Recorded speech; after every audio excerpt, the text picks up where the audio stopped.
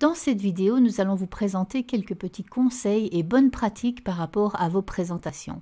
Premièrement, ne mettez pas trop de texte dans vos présentations, mais privilégiez plutôt les photos, les graphiques et les smart art tels que nous les avons déjà vus à d'autres moments dans ces vidéos. Veillez également à ce que la couleur de la police tranche avec la couleur de l'arrière-plan et permette ainsi un excellent contraste. Si vous insérez des listes à puces, nous vous conseillons un maximum de 6 points par dia afin de privilégier la clarté et la compréhension. Nous vous conseillons également de garder la même police de caractère sur l'ensemble de la présentation et c'est quelque chose que vous pouvez gérer à travers les masques de diapositives. Concernant les titres, il est recommandé d'avoir des titres sur une seule ligne et environ 5 à 7 mots par titre. Nous vous conseillons également d'utiliser un maximum de smart art. Ils sont très visuels et favorisent énormément l'intérêt, la compréhension et la clarté. Vous avez ici par exemple un smart art et nous pouvons aller dans l'onglet création. Nous avons accès à d'autres modèles pour présenter ces mêmes données de façon tout à fait attractive et colorée. Privilégiez également les graphiques plutôt que les fameux tableaux Excel.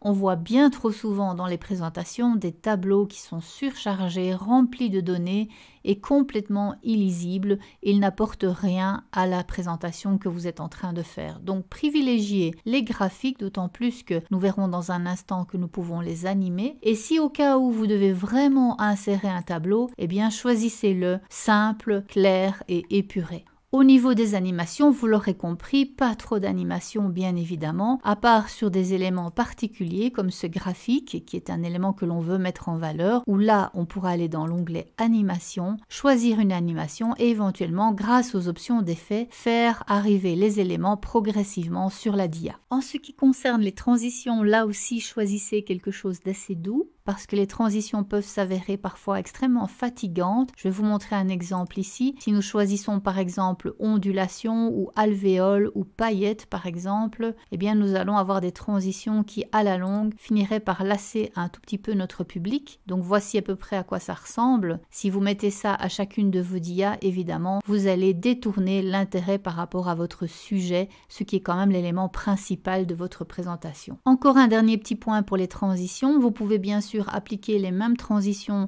sur chacune de vos dias, à part si vous avez un chapitre différent à mettre en valeur ou un autre présentateur qui va reprendre la main après vous. Voilà, j'espère que ces petits conseils vont vous être utiles. À très bientôt!